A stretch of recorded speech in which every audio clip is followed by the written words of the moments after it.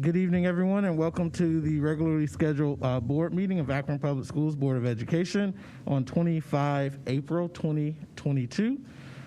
We appreciate everyone being here today, and we will start off with a roll call. Mr. Pendleton. Dr. Akbar. Here. Mr. Alexander. Present. Ms. Autry. Here. Dr. Hall. Aye. Ms. Jackson. Present. Mrs. McKittrick. Here. Mr. Perry. I'm here. Thank you. Thank you very much. Next, we move to our Pledge of Allegiance. Since we don't have a student here, Mr. Perry, do you mind leading us? Absolutely.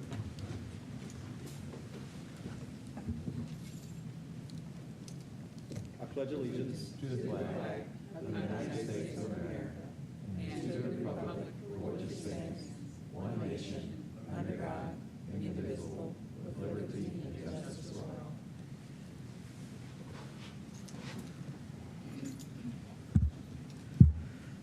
Thank you very much. The next item on our agenda is community and school reflections. And any board members have any community or school reflections they would like to share? Mrs. McKittrick. Thank you, President Akbar. I attended the Luther D. Smith East High School Hall of Fame induction on, well, April 21st, whatever day of the week that was. And it was a lovely event, and Superintendent Fowler Mack was inducted into the Hall of Fame for her work with East High School and the coaching and things she did there. So it was a lovely event, and congratulations to the other 4 people who were also inducted. Thank you. Thank you very much. Anyone else? Ms. Jackson. I'll defer to. Ms. Autry. Thank you, Mr. President. And so I just wanted to share that I had the pleasure of earlier today attending an event over at my alma mater, Bookto COC, and we had the opportunity and pleasure to receive a generous donation and support from the Cleveland Browns. And so we'll be receiving turf at that school. And so it was just, if you knew my story, you would know how much this is really impactful for me. But just speaking as a community member, I just want to share my thanks and appreciation for being able to see this come to fruition, just understanding how important sports are to that community. You know, I live 5 minutes away from that school, and so it means a lot for those students to be able to have that. As a member of this school board, I am just happy to be a part of the administration who was able to make this happen for the school. And I really just want to thank Superintendent Fowler Mack, you know, for working her magic and making this happen. Again, it means a lot to that community, and so it was just an honor to be there and watch this come to life. So thank you again to the Cleveland Browns and to Superintendent for making this happen, and it was a pleasure to be there today. And thank you, Dr. Hall. You did a great job with your introduction to the mayor. I guess I'll go next if I can. Thank you very much, Ms. Jackson. Ms. Jackson. And then Dr. Hall. I mean, beauty before age. Okay, that's right. So, thank you, Dr. Hall and Mr. President. So I had the pleasure of visiting Pfeiffer Elementary, and it was a wonderful experience. I met an exceptional math teacher, Miss McDonald, I believe is her name, an award-winning math teacher, a teacher that's known for having the highest test results in math within the state, as I understand it. So I was very excited to hear that we have such an exceptional educator within our district. And I immediately thought, like, you know, how do we maximize things like this when we have a teacher getting such results, serving the same demographic, which we have alarming concerns about academic and performance. So I was delighted to learn about her, to Google her a little bit and the things that she's done in the classroom. And I think they have a wonderful model going on over there at Pfeiffer. She's clearly, as I stated, award-winning teacher, and so she's received results, and it's shown in her students' academic gains. And so I really like the innovation. You know, you talk a lot about innovative ideas to maximize education and educational opportunities for our children. And I think it's really cool because they have this system in place because she's strong. One of her sweet spot is mathematics, but we know elementary teachers, they teach the whole gambit. But her and one of her colleagues have been kind of co-teaching, working with each other, where they switch with their elementary students. So she teaches math, while her colleague, who is stronger in the language arts domain, focuses on language arts. And I said, this is a wonderful model and something that I think should be highlighted. And I just want to say kudos to this teacher. I think she said she's been at that building for over 20 years, possibly. And I was just excited to hear about this and to know that gains are happening. And this is something different.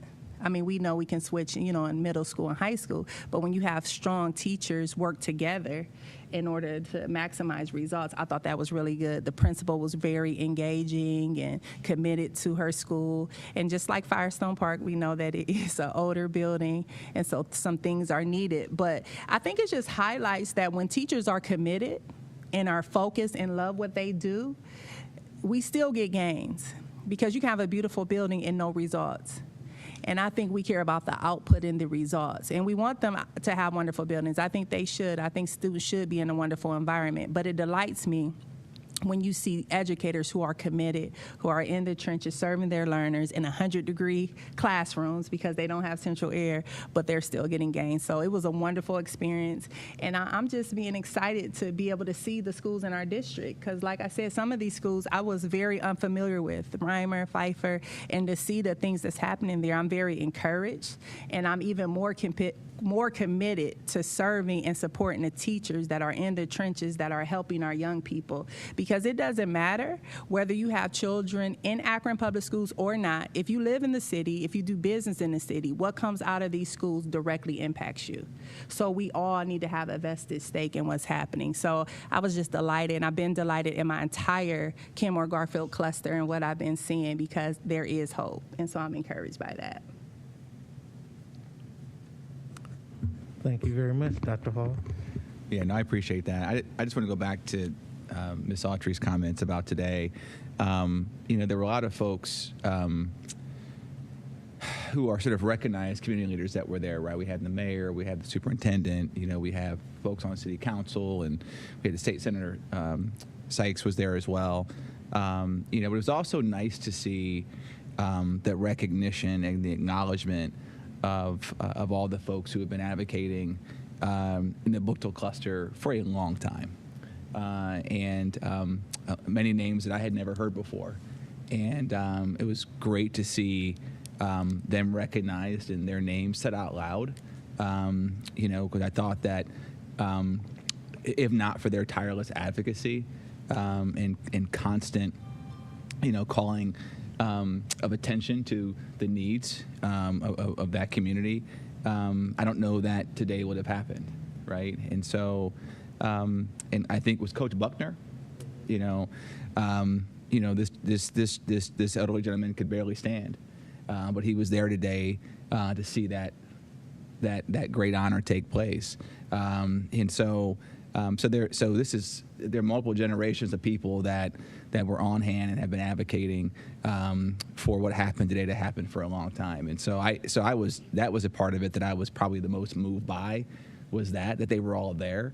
And I know what it's like to be the alumni of a place that is doing well and receiving recognition. I could see those folks were shining. Like, if you had not known that Miss Autry was Booktold alumni, like, you would have known. You would have known. You know, I think the same thing goes for Councilman Neal and others who were there that were.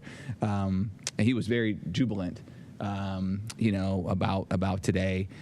So that was the part that I thought was, you know, because it's always nice for folks who are elected officials and leaders to get recognition. That's great.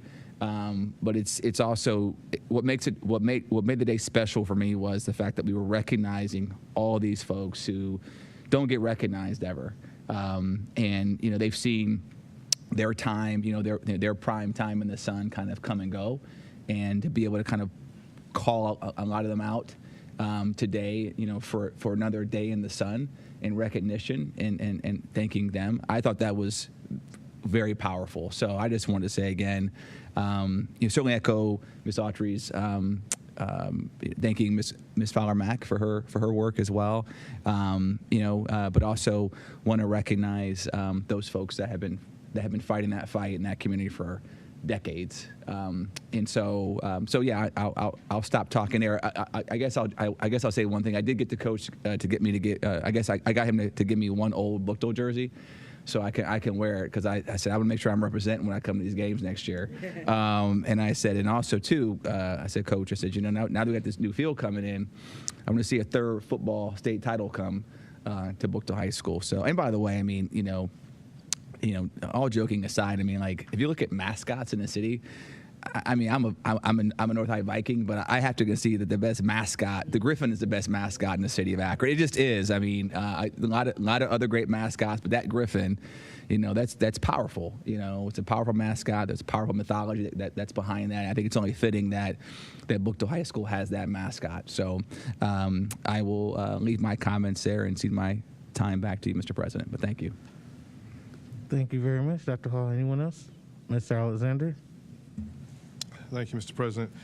Yes, I want to also echo the sentiments that both my colleagues mentioned about today. It was very energizing. It gave me so much energy today to be there, because, working at Bookdale and being there with those kids for a number of years, and then coming in and seeing what the people wanted for a long time, been advocating for it, to get a field. And we always talked about trying to have a field on the east and the west side of the, now we finally have it on the west side where the students can be there. The community was very happy. The students were really, really happy. It was nice to see the students happy, because that's their field basically, and they're going to be sharing it with the community. So it was a nice event. I really enjoyed it. Thanks to Cleveland Browns. We have to thank our superintendent again, who worked some magic as well. And then it was some coaches there, and it was, Dr. Hall was talking about Coach Buckner, and Coach Buckner is basically the history of that football field over that football team, that district. He brought so much and developed so many players from Bookdale High School, and so I was glad to see him there, and glad to see him be recognized, as well as Coach Scott, who was there a long time, the track coach, who was there as well. So it was nice to see those there, and it was nice for the Bookdale community. I'm very, very happy for him. Long time coming, been advocating for it for a long time, and I know Mrs. Autry, when I was a liaison at Bookdale, she stayed on me about it, and we brought it to the athletic committee, and now it's really come to fruition. So I'm glad to see that happen. Also, I wanted to talk about Ohio School Board Association. Everyone should have gotten a notice that came from them about them getting into a new foundation. It's called the Consortium of State School Boards Association, and it's they noted it that they signed a resolution officially to be in this organization. There was 21 other states around the United States who's part of this, and they're looking at about 4 more states that's probably going to join as well. And a lot of them, it's kind of bittersweet to a certain extent, because all of these school boards were part of NSBA, and due to some things that were going on there, they've kind of got themselves out, and now they're joining this new association. And so it's nice that they're going to have it, but I kind of hate them see them compete. Like with CUBE, we don't know. CUBE was a very good part of NSBA. This new organization is going to have what they call the Urban Institute.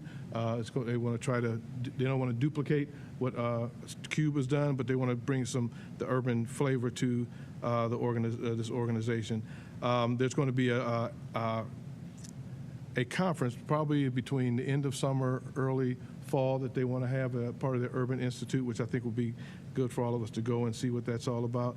And it seems like it's going to be a nice organization. It seems like more and more state associations across the country are starting to get with, and they're going to start to join. And again, it's kind of bittersweet, because I was on the board of NSBA, and now we're having this come and possibly take over. But there were some issues there with NSBA. But hopefully they'll bring everything that we all need as school board members, so we can help our school districts and then help our students, which is the bottom line, getting what we need as board members to come help our districts in terms of trickle down to help our students. So that's about it. If there's any questions, anyone has any questions for me, I'll try to answer anything I can. If I don't know the answer, I'll get it and bring it back to you. Thank you. Thank you very much. Anyone else? All right. Hearing none, we will now move to request to address the board. We do have one request to address the board here, and then we will move into executive session afterwards to hear some others. Oh, okay. Okay, got it. Sorry. Yes, so we have two. So we have two requests to address the board here today, and then we'll have another one in executive session, which we'll deal with in a second. So we'll move first to Joy Scrutchins, and I just wanted to welcome you for joining us here virtually, but also wanted to say that the Board of Education is excited all the time to have involvement and to hear from the community. We offer this opportunity. We typically do not respond back, but may defer your comments for further resolution and conversation to the superintendent or others in the district.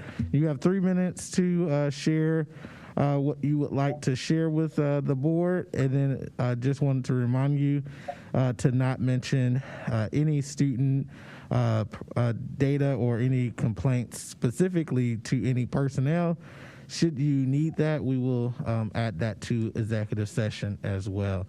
Without further ado, Mrs. Scrutchins. Good afternoon, good evening, everyone, and I hope that what I've written is not it's not a complaint, but it is a concern. So please, however I'm addressing this concern, don't take it as a complaint, but it is a concern for everybody. So I'm going to read what I wrote, and hopefully it won't be the whole 3 minutes.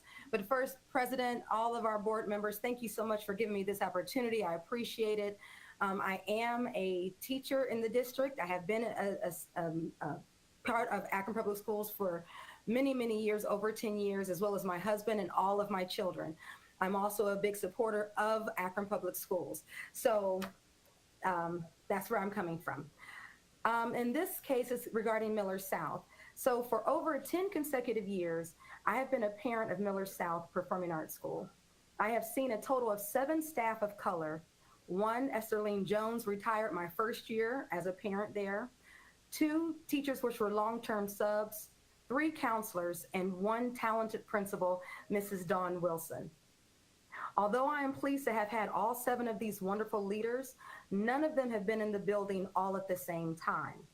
The only saving grace of any constant representation has been the guidance counselors, and I see that that is possibly soon to change, at which point we will have 0 staff of color at Miller South in leadership. So often, Akron Public Schools say they want equality for all. There are support groups and clubs for our LGBTQ students, our foreign non-English speaking students, special needs, and gifted scholars. For all of these students, there is staff to help them grow, understand how to be acclimated with their peers, and aid in their goals. I want the same thing for brown students and other students of color. Administration often complain of the social and behavioral issues of our students. The fact is, when students can relate and build relationships with those who they feel comfortable with, we can see true long-term change in those students. We all know that children emulate what they see as possibilities in their own life. When a child sees a reflection or resemblance of themselves, they consciously and subconsciously can paint themselves into that role. This is why our new Supreme Court Justice, Ketanji Brown, President Obama, and our very own new Superintendent, Christine Fowler-Mack, makes such a difference. Without such representations, people of color, specifically our young people, do not see any opportunity or chance for them to become such leaders. In 2022, it is not acceptable for Akron Public Schools to not have representation of a diverse staff in any school, specifically our unique Miller South School of the Performing Arts. What is simply surprising is that I am making this request in 2022, but nonetheless, here we are. So you may be asking, Mrs. Scrutchings, what do you want us to do? I want the school board to seek out, search for, and hire qualified minority staff. I know for a fact that such teachers exist, have applied, and have been overlooked or simply denied when it comes to Miller South.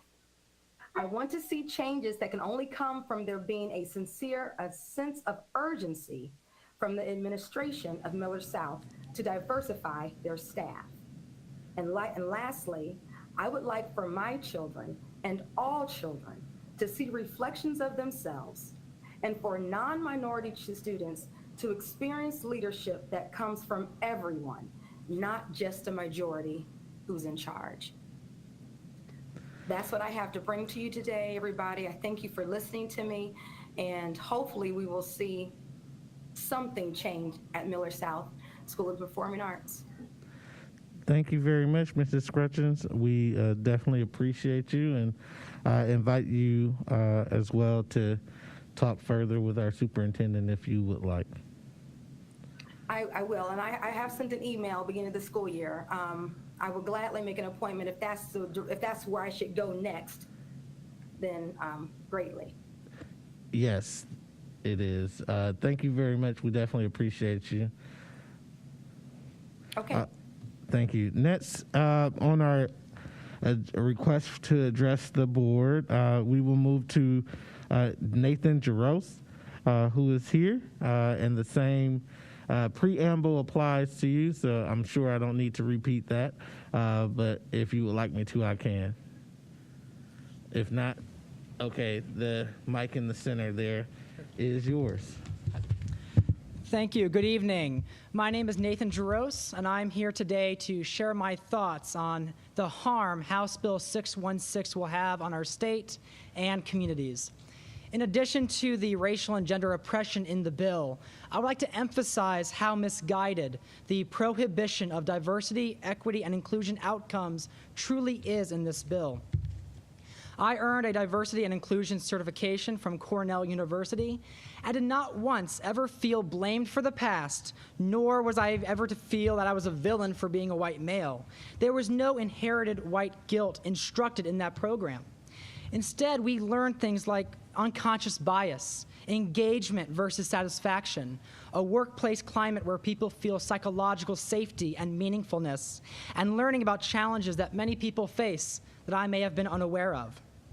There is a real severe lack of knowledge of what diversity means, as evidenced by those who wrote this bill and those who support it. Diversity simply is the differences or variety among people, physically, ideologically, or behaviorally. And each form of diversity requires us to acknowledge advantages and disadvantages that exist in our society. I have run a nonprofit organization for 4 years called Leadership Influencing Teen Empowerment, or LIGHT, that provides leadership development training and emotional intelligence in class with students, typically high school students. And you cannot be a quality servant leader and ignore the importance of diversity, equity, and inclusion. In those classes with the students, we have an exercise where the students list their top 5 most important values a leader should possess. And frequently we hear words like open-mindedness, acceptance, fairness, and diversity. On our evaluation sheets, students say, I learned how to be a leader in groups and how to fix our differences. Another even said that their favorite part of the program was talking about diversity, and the diversity of everyone, and how anyone can be a leader if that's their goal. America is a diverse nation, and instead of trying to silence those differences, education on what those differences are and how we can bring the best out of each other through inclusion to accomplish a common vision should not be illegal, but should be the essence of an educational system that prepares young people to lead in the 21st century. Our problems are socially, culturally, and politically are not about having discussions about diversity, but rather not having enough discussions about diversity.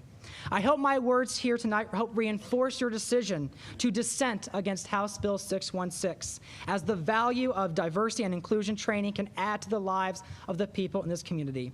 We must not buy into the fear and propaganda expressed by fragile politicians who wish to silence voices and suppress freedom of speech and expression. Thank you. Thank you very much, Mr. Jaros. We definitely appreciate your words. With that being said, we do have a need to recess into executive session to hear the remaining requests to address the board. The president will entertain a motion to recess into executive session pursuant to Ohio Revised Code 121.22G5 for the purposes of considering matters required to be kept confidential by federal law or regulation or state statute. Is there a motion? So moved. It's been Second. properly moved by Dr. Hall, and it's been seconded by Mr. Perry. Is there any discussion on the motion? Hearing and seeing none, roll call vote, please. Mr. Pendleton. Ms. Autry, Yes. Mr. Perry, Yes. Dr. Hall, Aye. Ms. Jackson, Yes. Mrs. McKittrick, Yes. Dr. Akbar, Yes. Mr. Alexander. Yes. Thank you.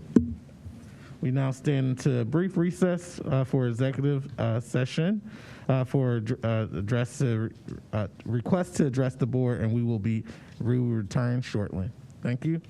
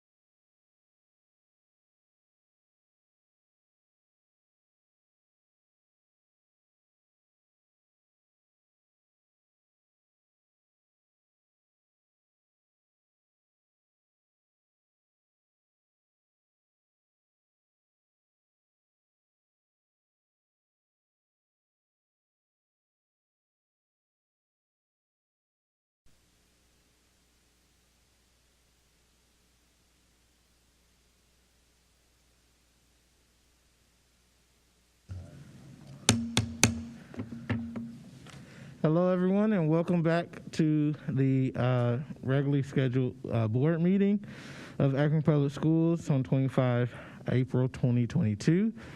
We have just returned from executive session, and we will now move to the next item on our agenda, which is recognitions of the Ohio School Bus Driver Safety Rodeo. And Madam Superintendent. Good evening, Dr. Akbar and members of the board. We had our staff participate in the rodeo just this weekend. And so I believe Deborah is going to come forward and, yes, Bill, I'm sorry I didn't see you. If you'd come to one of the mics and give us a taste of what occurred there. We're excited to see that.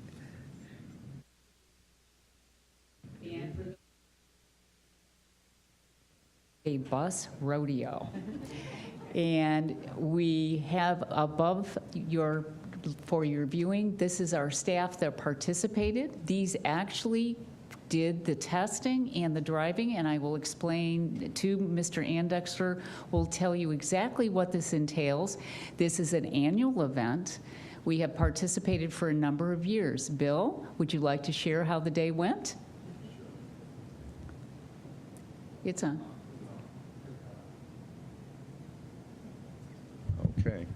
Okay.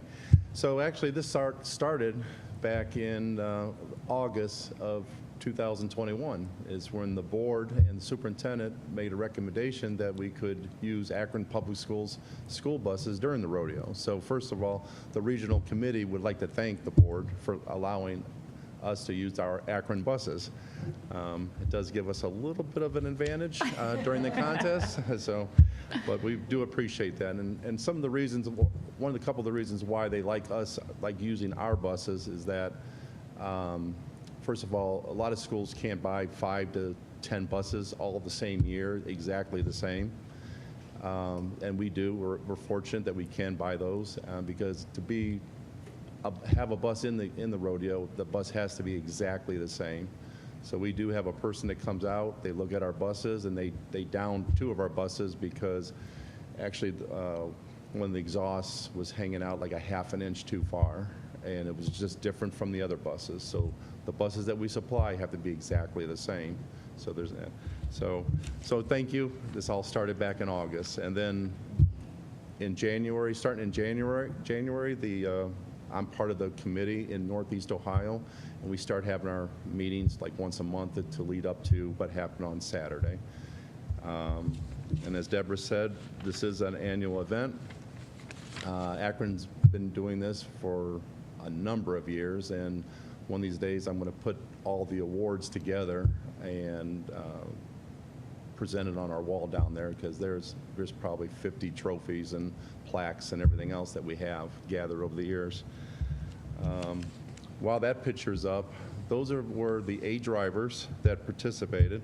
Starting from left going to right is Melissa Kuzigan, Leslie Fair, Melody Tinsley, Yolanda Wilson, Faye Tackett, Annie Phillips, Trina Taylor, and Valerie Thomas. Now we had 2 teams of 4, and we did have 4 out of the 8 were rookies, considered rookies. So we had a young team this year. The spring break kind of held us back a little bit because a lot of people were on vacation and they didn't participate. Usually we have anywhere from 16 people participating in this. Plus we have anywhere from 10 to 15 judges, which is our own staff that go up there and spend the day and do the judging. So we still had a good turnout. And while that picture's up there, we were fortunate to have 2 of our drivers, they qualify for state. It would be Leslie Fair, who's the second one from the left. She was in 6th place. And Annie Phillips is she's the 3rd one from the right.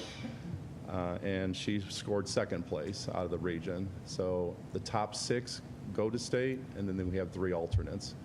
And I believe the state rodeo is May 7th.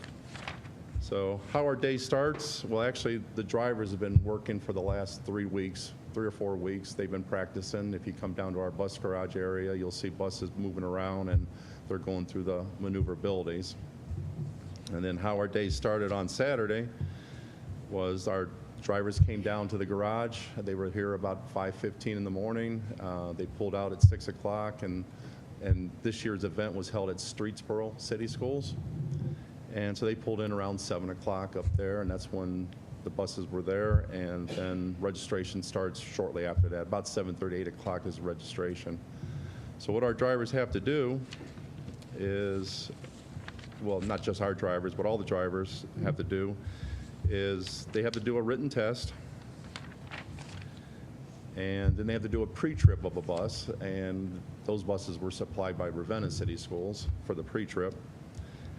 They have to do an alley dock. They have to do diminishing skills, which means they drive a bus down between some poles, and by the time they get to the end, you've only have 3 inches on each side of the bus to clear those poles. They have to do offset. They have to do a right turn, stop line. They have to do multiple drop off and pickups. And they have to do a serpentine. So you have to take a 40-foot bus, pull it up through, and then you have to back it through 3 times through the cones without hitting the cones. A few cones were knocked down, not by our bus drivers, but from the other ones. And then the last event was railroad crossing. So then after we take this, we had some volunteers helping with the tabulation. Deborah Falk was there. She helped us for the tabulation part of it. And then at the end, there's awards are given. The plaques are given out, the awards are given, the teams and everything. They have door prizes for everybody. So it's a day-long event. And this is a pretty serious thing because this is the book just for the Northeast region. So these are all the rules and regulations that we have to go through, and everything is, again, if we had an exhaust that was half an inch sticking out too far, they downed our bus. So, but all in all, it was a great day. We had no grievances filed. That's a good thing. And usually we do have grievances because somebody's not happy with something. But it's a good way for all the drivers in the area. Some of the local schools, like one of the schools locally that's a pretty competition for us is Norton City Schools. And they did very well this year. They had first team on that. But Nordonia was there, Akron Peterman, Strutters, Hudson, Crestwood Local. All in all, it was about 15 schools. And there was this year the numbers were down. We had 50 bus drivers, and we had 8 of them in there. So those are the top 6 and the alternates that are going to the state. And you see Annie is down in front with which we should have won the T-shirt. There's a T-shirt contest. We should have won it. I should have filed agreements on that one. But we did win the table decor contest, which there's not a picture of that right there, not yet, but hopefully soon. Mark Williamson and his group, Mr. Ryan Rittenhouse. Mr. Rittenhouse came out to our event, and he spent a couple hours out there doing a lot of videotaping. And I don't know if you know Dr. Bolin from the state of Ohio, from ODE. He was there and did an interview. So hopefully when they get it all, what they do, back in the behind the scenes, we'll have some more pictures and some video. Wonderful. Thank you and congratulations. Thank you. We love the fact that we are learning at every level of the organization. So thank you so much. Thank you for letting us share.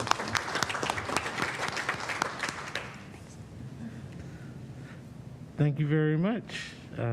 We definitely appreciate your commitment and your precision around those cones. So thank you very much. Dr. Hall?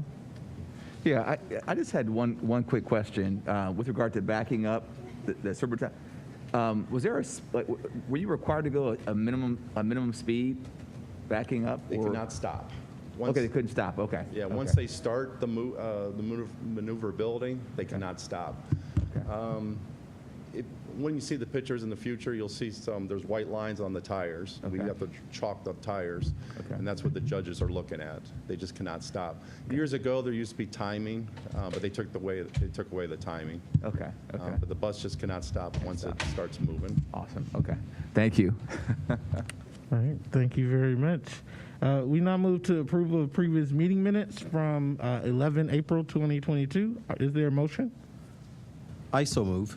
It's been properly moved by Mr. Perry. Is there a Second. second? It's been seconded by Dr. Hall. Any discussion on the motion to approve the previous meeting minutes from 11 April 2022? Hearing and seeing none, roll call vote, Mr. Pendleton. Dr. Hall, Aye. Ms. Jackson, Yes. Mrs. McKittrick, Yes. Dr. Akbar, Yes. Mr. Alexander, Yes. Ms. Autry, Yes. Mr. Perry. Yes. Thank you. Thank you very much. Next, we have personnel recommendations. Madam Superintendent. Thank you. Prior to my asking for your approval of personnel recommendations, I just wanted to draw attention to item 17.1, where I regret to inform the board that we have had a death occur of one of our bus drivers, Tamara Hahn, who has been with the Transportation Department for 11 years. She passed on April 15th, 2022, and we've extended our sincere condolences on behalf of the district to her family, but wanted to draw your attention to that.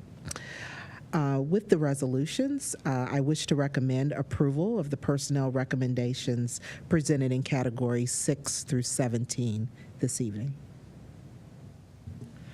Thank you very much. It's been properly recommended for the personnel recommendations. Is there a motion to accept? So moved. It's been properly, Second. It's been properly moved by Mrs. McKittrick, seconded by Mr. Perry. Any discussion on the personnel recommendations? Hearing and seeing none, roll call vote, please. Mr. Pendleton? Ms. Autry, Yes. Mr. Perry, Yes. Dr. Hall, Aye. Ms. Jackson, Yes. Mrs. McKittrick, Yes. Dr. Akbar, Yes. Mr. Alexander. Yes. Thank you. Thank you very much. Next, we have resolutions and motions on the consent agenda. Madam Superintendent. Yes, sir. And as we look to the resolutions and motions, again, I'd like to draw your attention to item 20.4 on the agenda. There, we are celebrating the Ohio Attorney General's Office has determined that the Akron Public School District qualifies for the School Safety Training Grant under the provisions of House Bill 110 for next school year. This grant in the amount of $112,000 and some has been received for district use. And so as we develop more fully our strategies for safety, we do have some additional resources that we can apply to that. With that, I request the approval of recommendations, as the resolutions and motions presented in category 22. They are in proper format, and I recommend their approval. Thank you very much. The resolutions and motions on the consent agenda has been properly moved forward. Is there a motion? So moved. Second. It's been properly moved by Mrs. McKittrick and seconded by Dr. Hall. Any discussion? Hearing and seeing none, roll call vote, please. Mr. Pendleton. Mr. Perry, Yes. Dr. Hall, Aye. Ms. Jackson, Yes. Mrs. McKittrick, Yes. Dr. Akbar, Yes. Mr. Alexander, Yes. Ms. Autry. Yes. Thank you.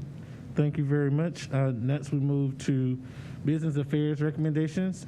Madam Superintendent. Yes, sir. And for the business affairs recommendation, I recommend approval of those recommendations presented in categories 24.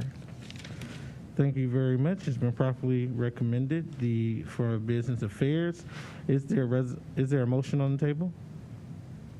So moved. Second. It's been properly moved by Dr. Hall and seconded by Mr. Perry. Any discussion? Hearing and seeing none, we will move to roll call vote. Mr. Pendleton. Ms. Jackson, Yes. Mrs. McKittrick, Yes. Dr. Akbar, Yes. Mr. Alexander, Yes. Ms. Autry, Yes. Mr. Perry, Yes. Dr. Hall. Aye. Thank you. Thank you very much. And we now move to our superintendent's report. Madam Superintendent?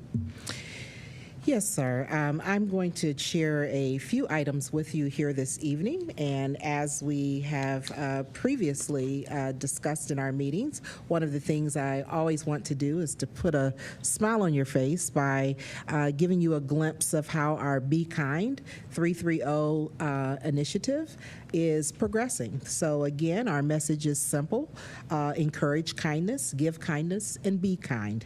It's something that we want to encourage with our students and our staff, but also with the broader community. At the last board meeting, I shared how the highlights of the campaign were occurring at one of our schools. Today, I'd like to introduce you to Jennings CLC, where students have been spreading kindness. Mrs. Balant, I believe, who is the Jennings school counselor, and Mr. Mark Smith, the school counselor intern, worked with students that wanted to spread kindness and needed some support.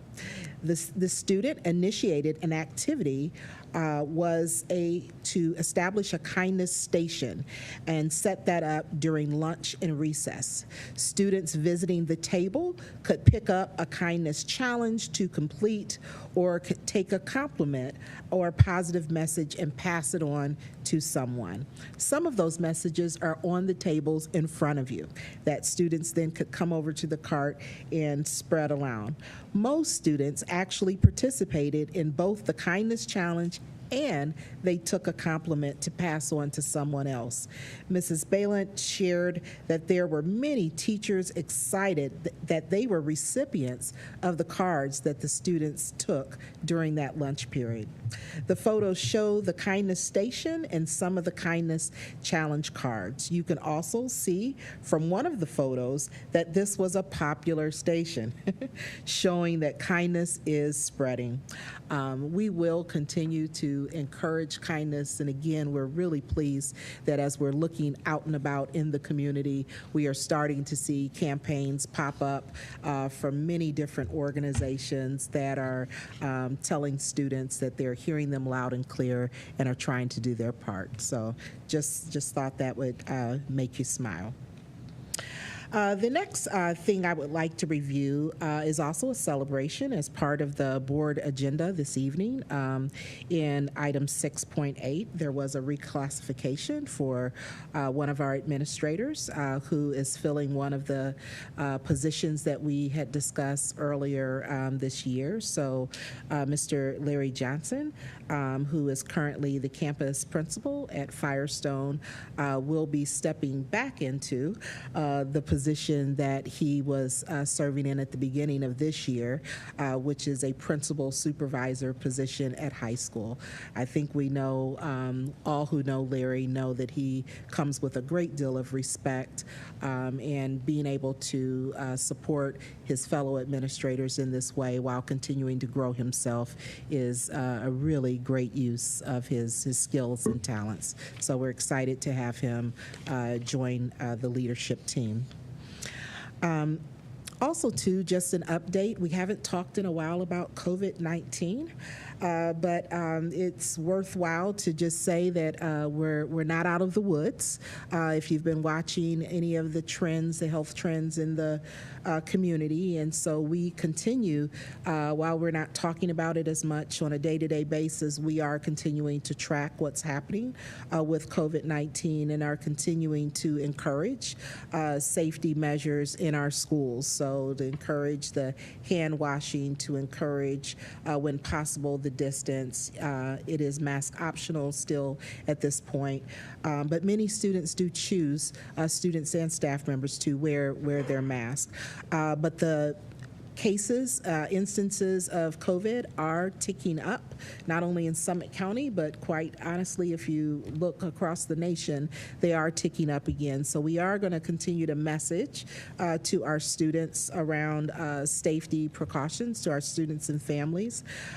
Also today, we just received an alert this afternoon that Summit County Public Health Department will again offer drive-through clinics for COVID-19 vaccinations tomorrow from 9 to 5, and on the West Market Street location. So 1867 West Market Street, if persons still have not been vaccinated and/or require the booster, you can go through that drive-through setting. They really want to try to make it as convenient as possible. They will be offering both the Pfizer and the Moderna vaccine in accordance with CDC guidelines. The boosters themselves are for individuals who are age 50 or up, are age 12 and older for the Pfizer, and or 18 or older for the Moderna. So just if you have any friends or family members, if we could all continue to message safety first, and that we want to be cautious as much as we can, but also to take advantage of these opportunities. And should the data really tick up in a significant way, of course, we will bring that information before the board so we can talk about how it is we're operating here in the district. This is day one where we are returning from spring break for our students and staff members, many of whom took advantage of the time to get some much needed and well-deserved rest. But now we turn our attention to the season where our scholars can show us what they know and what they've learned. It is testing season across the state in our schools. Prior to break, our scholars completed the English language arts portions of state tests, but now that they're rested and ready, they will tackle the larger portion, math, science, social studies, between April 11th and May 6th. So we thank our staff for not only preparing them, but continuing to support them during this time period. As we all recall, it's been quite the year still dealing with the impacts of COVID, but ensuring that our classrooms remain very focused, and our staff have done an exemplary job at doing just that. And now we'll know more about where our students are so that we can further support them. Tomorrow is an important day. We've had lots of excitement in our district, and tomorrow it continues. Tomorrow, a group of educators will be in Akron with us for the entire day, including representatives from the State Department of Education, several school district leaders and members of their team, persons representing a variety of urban leagues, and also some national educators associated with the Wallace Foundation. The Education Leadership and Learning Collaborative is who these folks are. It's a project that was born out of the work of the Wallace Foundation, focused on greater equity in education. So the National ELLC creates an opportunity for state teams comprised of district leaders, state leaders, and then community partners and members of the Urban League nationally to learn from one another and establish partnerships to better support learning in communities. So a branch of that national ELLC is the Ohio Coalition, and Northeast Ohio in particular is a group of districts along with the State Department that really has focused heavily on what equity and good instruction look like in school districts. So we're excited for them to come to Akron and see our work here, and to see how it is that our college and career academies are addressing the needs of our students.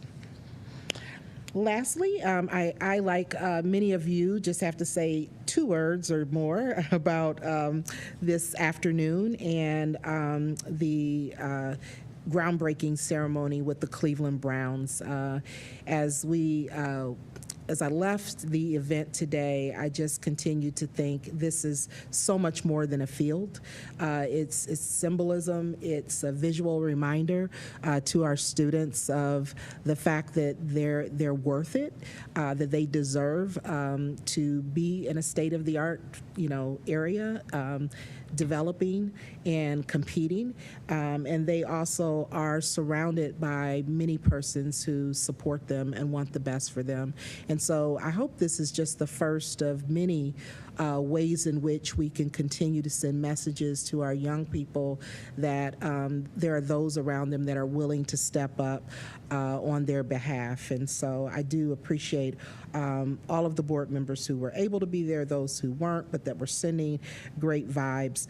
I was really, really pleased. I reached out to Mr. Buckner to say it just wouldn't be the same if, you know, your name is on the field. And I believe he held one of the winningest coaching records ever. We also need our young people to understand that they, like we, stand on the shoulders of so many who have toiled, who didn't have the same opportunities and things of that nature.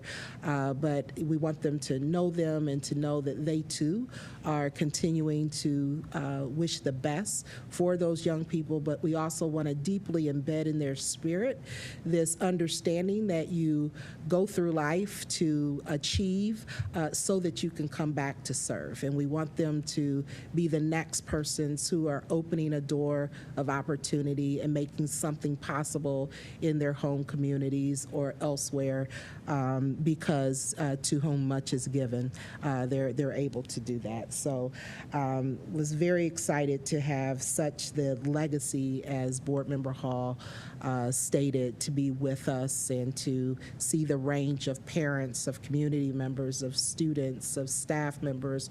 Our district staff came over as well to offer their support, because that village is what it's going to take to really support all of our children to high levels of excellence. So that concludes my report. Thank you very much. Are there any questions for the superintendent? All right, hearing and seeing none, we will move to the president's report. One thing, and then just to talk about something from last week. So, as you are probably aware, we're moving into evaluation season, and so you should have received an email today about that, as well as one 2 weeks ago, and we just want to make sure that we get those in enough time for us to do our evaluation of the superintendent in May, and I think we all have that on our calendars already. So we have about 2 weeks, I believe, 3 weeks maybe. Yeah, 3 weeks for that. So look forward to completing that in as much time as possible, so that we don't have to, track you down or anything. So appreciate that. And with that being said, the other item, I hope that we would have before us today the resolution that we talked about. We don't have it before us, but it is something that I believe, based off our last discussion, that this board is willing to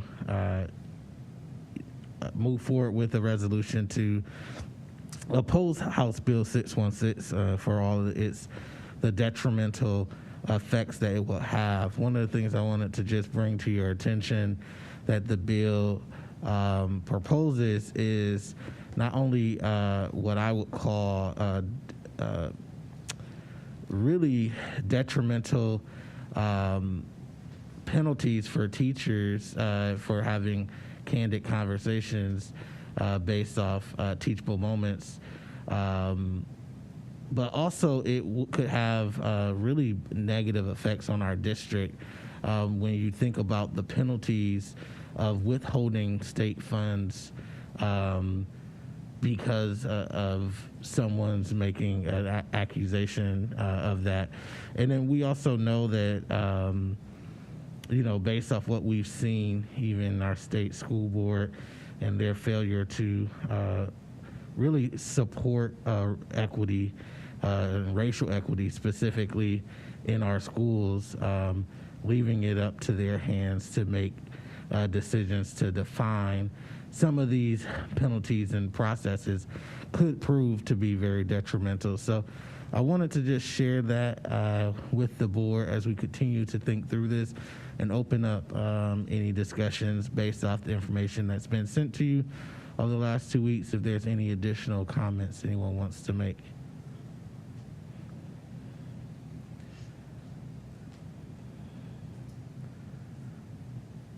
Okay, seeing none, I definitely appreciate you, and I hope that with the draft that's out there thus far, that you get time to look at it, provide feedback, as well as add any portion of it that you feel needs to be added as we move forward, with the anticipation of it coming before us fully at our next meeting on May 9th. So, any questions for me on those two items?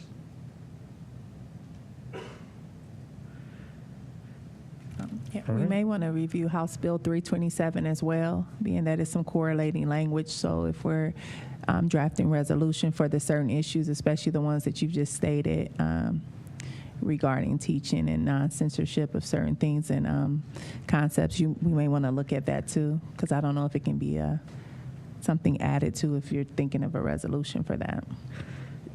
Yeah, definitely. I mean, there's House Bill 616 actually adds detrimental language around gender and sexuality, while also adding that very horrible language around race and diversity, equity, and inclusion training in general.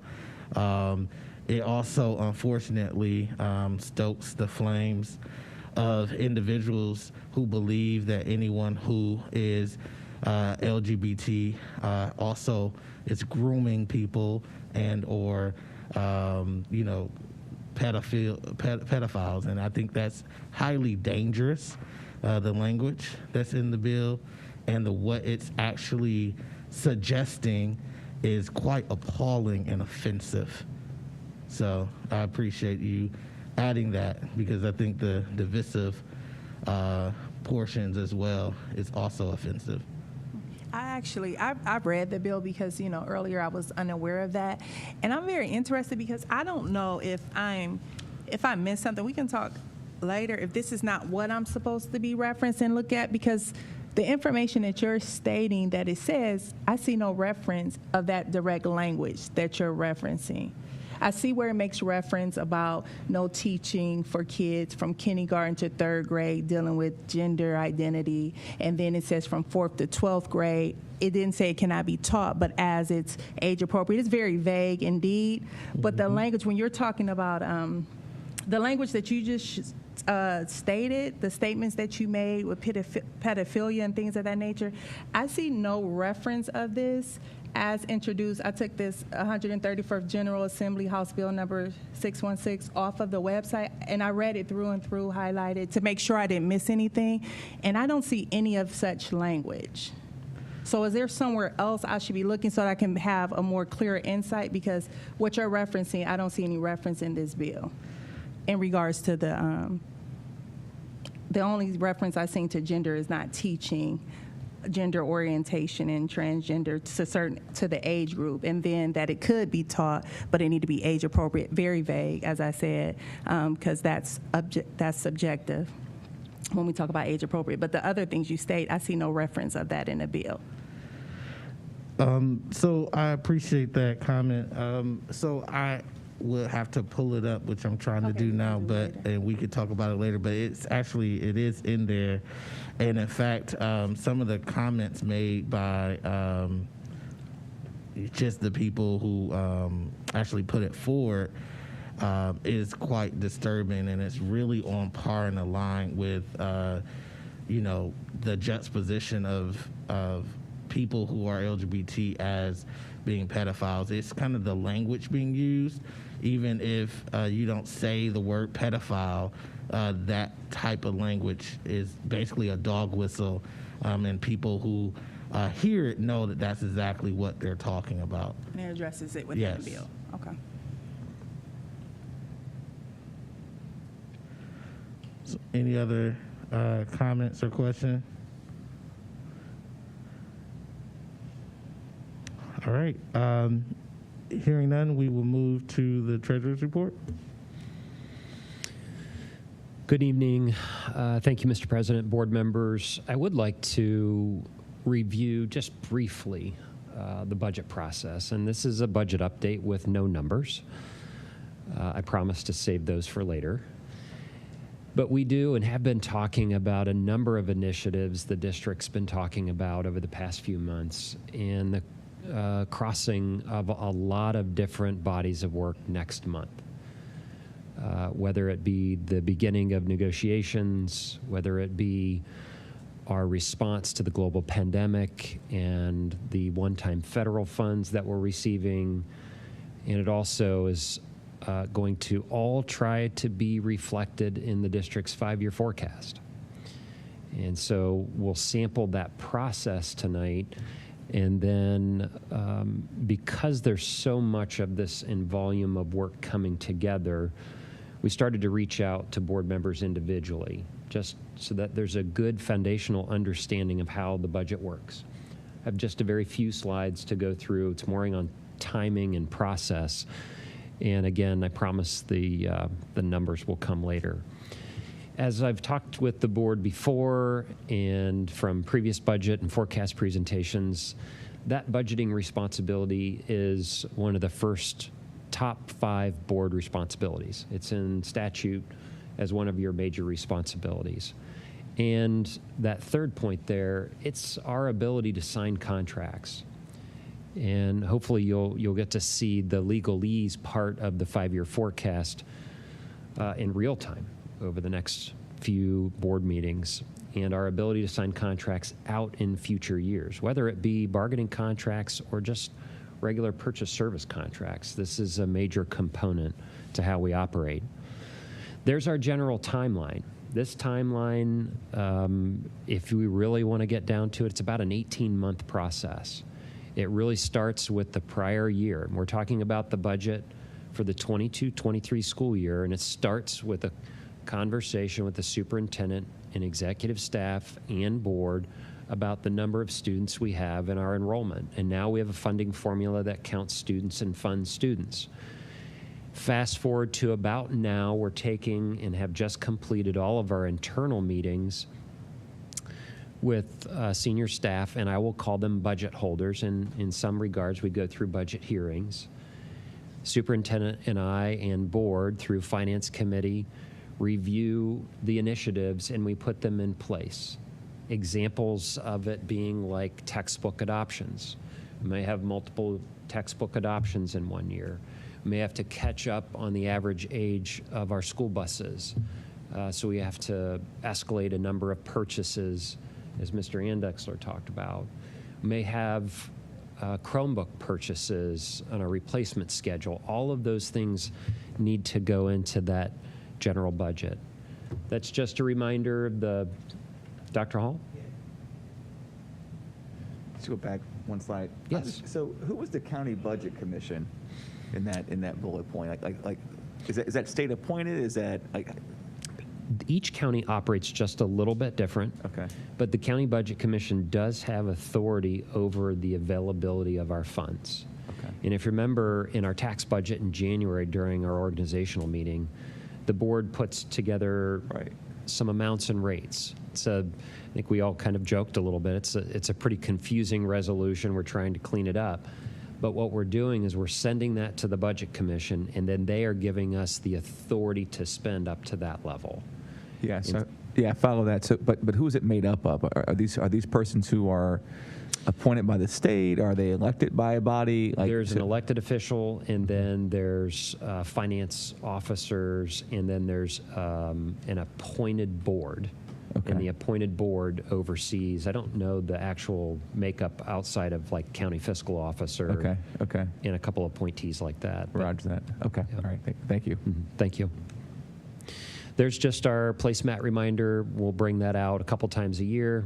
You probably see that here in the next month. Just want to do a call out as we do outreach to our budget holders and senior staff members. That circled timeline in there.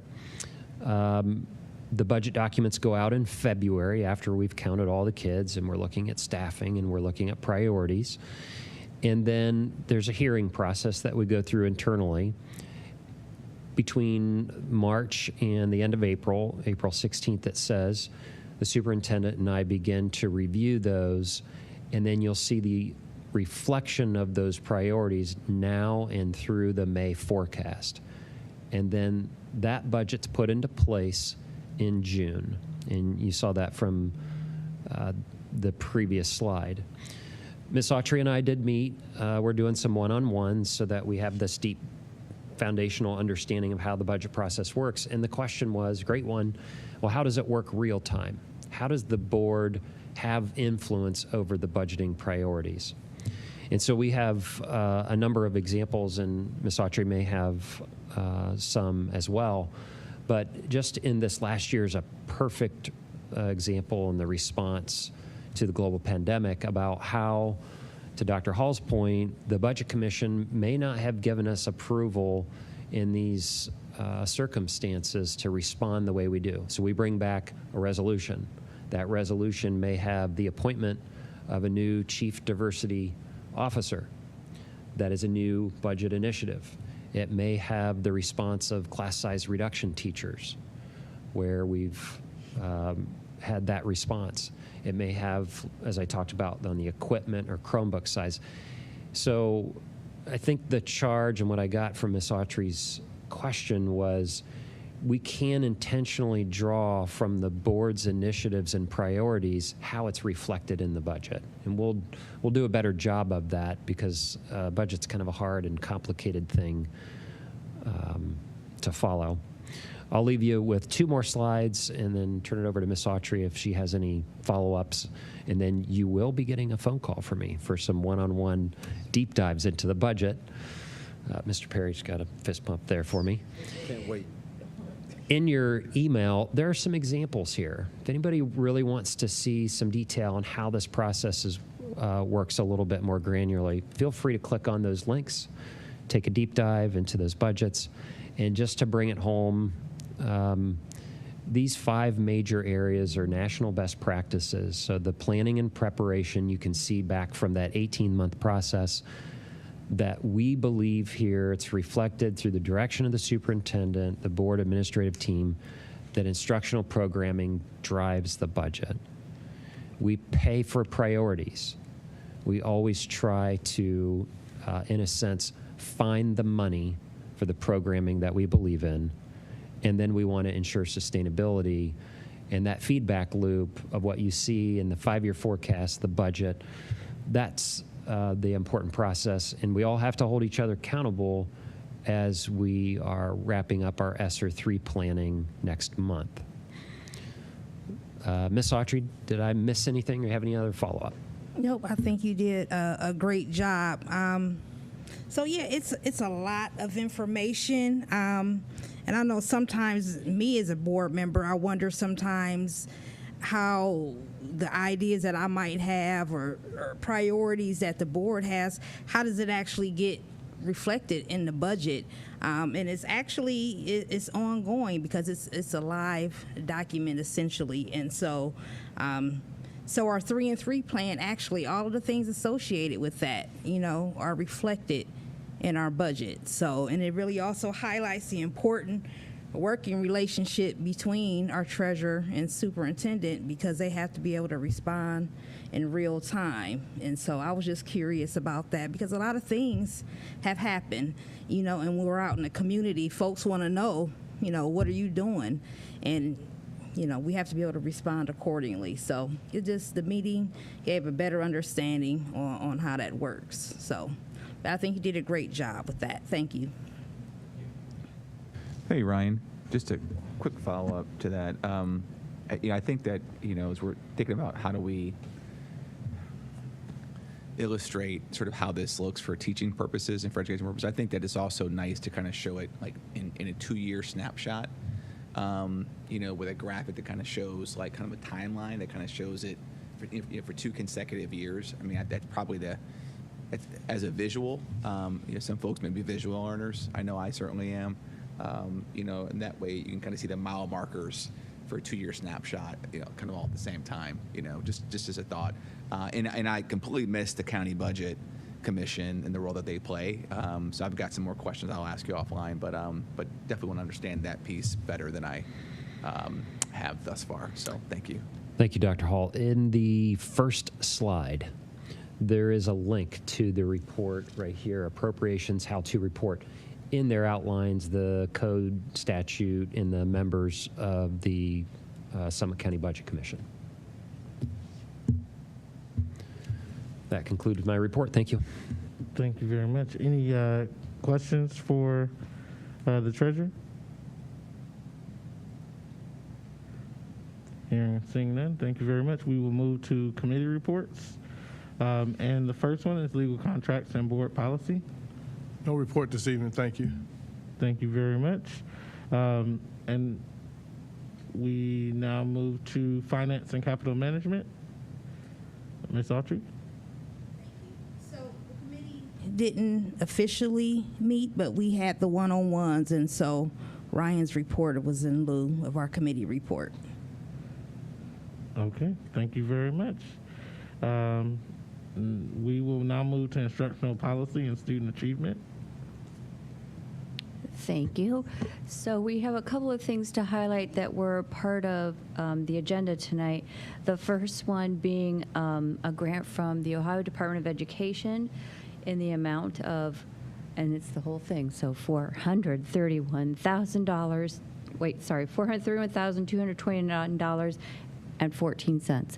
And that is for supplemental student supplies, including age-appropriate books, journals, bookmark, pencils, family guides, and a drawstring bag, and that is for every K through 12 student to help them build their home libraries. And it also provides enough funding for additional power cords and Chromebook chargers.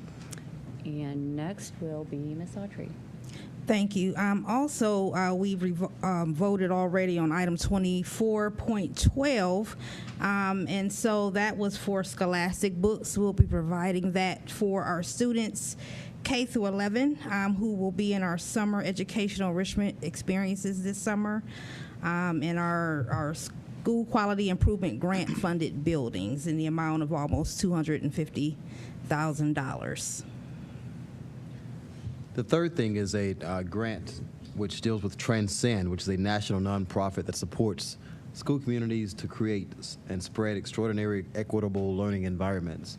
And Transcend actually does a student experience survey to students grade 6 through 12, talking about what they think and gathering the data and putting it together in a working document for us. And the total cost is $18,000 for that relationship. Does that conclude your report? It does. Thank you very much. Next, we move to the Equity Committee. No Dr. report. Hall? Yeah, I'm sorry, no report, but we will have a great meeting scheduled for May 2nd. Thank you very much. Looking forward to seeing all of you there. Thank you very much. As there's no unfinished business or new business to come before the board, is there anything else that any board member wants to bring before we go into executive session? Hearing and seeing none, we will now recess into, accept a motion to recess into executive session pursuant to Ohio Revised Code 121.22G1 for the purposes of considering the compensation of a public employee or official of the school district. G3, to discuss disputes involving the board and or school district that are subject to pending or imminent court action. And G4, to prepare for negotiations. as I do not believe there's actions once we return, if this motion is accepted, that we will only be returning to adjourn. So is there a motion on the table? So moved. Second. It's been properly moved by Dr. Hall and seconded by Ms. Autry. Is there any discussion on the motion? Hearing and seeing none, roll call vote, please. Mr. Pendleton. Dr. Akbar? Yes. Mr. Alexander? Yes. Ms. Autry? Yes. Mr. Perry? Yes. Dr. Hall? Aye. Ms. Jackson? Yes. Mrs. McKittrick? Yes. Thank you. Thank you very much. We now stand into recess into executive session.